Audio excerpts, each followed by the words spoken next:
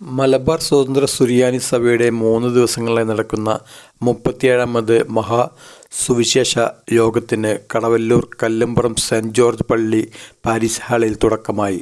വെള്ളിയാഴ്ച വൈകിട്ട് സന്ധ്യാപ്രാർത്ഥനയ്ക്ക് ശേഷം സഭാഗായക സംഘത്തിൻ്റെ ഗാന ശുശ്രൂഷയോടെ ആരംഭിച്ച സുവിശേഷ യോഗത്തിൻ്റെ ഉദ്ഘാടനം സഭാ പരമാധ്യക്ഷൻ സിറിൽ മാർ ബസേലിയോസ് മെത്രോപൊലീത്ത നിർവഹിച്ചു.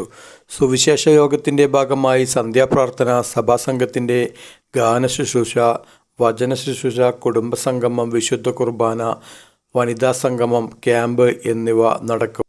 ഷാജി തോമസ് ചാത്തന്നൂർ, ജേക്കബ് മഞ്ഞളി, ജോൺ ടി വർഗീസ് കുളക്കട എന്നിവർ വിവിധ ദിവസങ്ങളിൽ സംസാരിക്കും.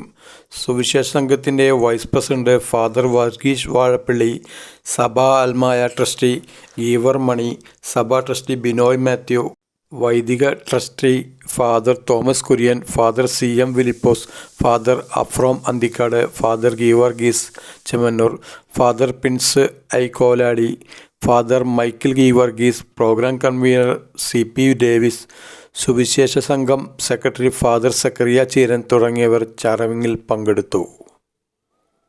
നിരവധി വിശ്വാസികൾ പങ്കെടുക്കുന്ന മഹാസുവിശേഷ യോഗത്തിൻ്റെ സമാപനം ഞായറാഴ്ച രാത്രി നടക്കും.